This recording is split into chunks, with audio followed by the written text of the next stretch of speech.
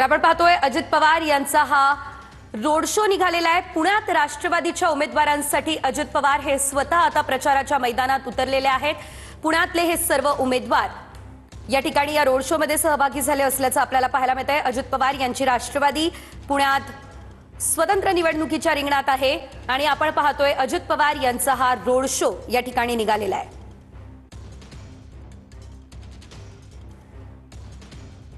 तर आपण पाहू शकतोय पुण्यात राष्ट्रवादीच्या सर्व उमेदवारांसाठी या ठिकाणी अजित पवार यांचा हा रोड शो निघालेला आहे। मोठ्या प्रमाणात गर्दी या ठिकाणी झाली असल्याचं आपण पाहतोय। स्वतः उपमुख्यमंत्री अजित पवार या रोड शोला उपस्थित आहेत।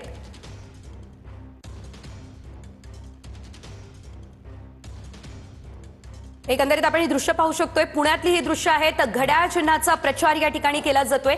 आपण जर पाहिलं तर पुण्यात समीकरण जे आहे ते जरा वेगळं आपल्याला पाहायला मिळतंय, कारण अजित पवार यांची राष्ट्रवादी या ठिकाणी काही ठिकाणी स्वतंत्र तर काही ठिकाणी शरद पवार यांच्यासोबत जोडली गेलेली आहे आणि दोन्ही राष्ट्रवादी या ठिकाणी एकत्र येत असल्याचं आपल्याला पाहायला मिळालं आणि या ठिकाणी राष्ट्रवादीचा हा रोड शो होत असल्याचं आपण पाहतोय। घड्याळ चिन्हाचा प्रचार अजित पवार यांच्याकडून स्वतः केला जातोय। अजित पवार यांची सभा देखील ज्यावेळेस पुण्यात झाली होती त्या दरम्यान देखील घड्याळाचा गजर सर्वत्र झाला पाहिजे असं अजित पवार यांनी म्हटलेलं होतं। पुण्यात सध्या आपण पाहतोय प्रचाराचा धडाका हा सध्या सुरू आहे। या संदर्भात अधिकचे अपडेट घेऊयात आमचे प्रतिनिधी प्रदीप कापसे यांच्याकडून।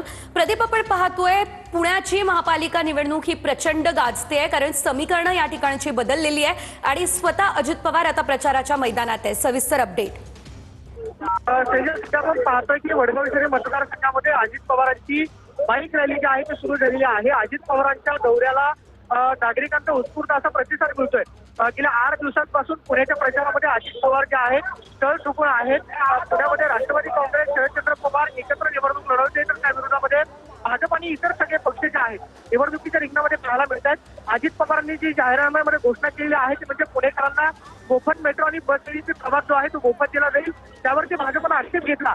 वेगवेगळ्या प्रचाराच्या माध्यमातून आपण पाहतोय की रंगत आलेली पाहायला मिळते। उद्याचा शेवटचा दिवस प्रचाराचा असणार आहे, मात्र स्वतः अजित पवारांनी प्रत्येक विधानसभा मतदारसंघामध्ये जाऊन सकाळी हडपसर विधानसभा मतदारसंघामध्ये प्रचार रॅली झाली आणि सध्या वडगाव शहरी मतदारसंघामध्ये ते आलेले आहेत। भाजपच्या विरोधामध्ये थेट लढाई अजित पवारांची पाहायला मिळते।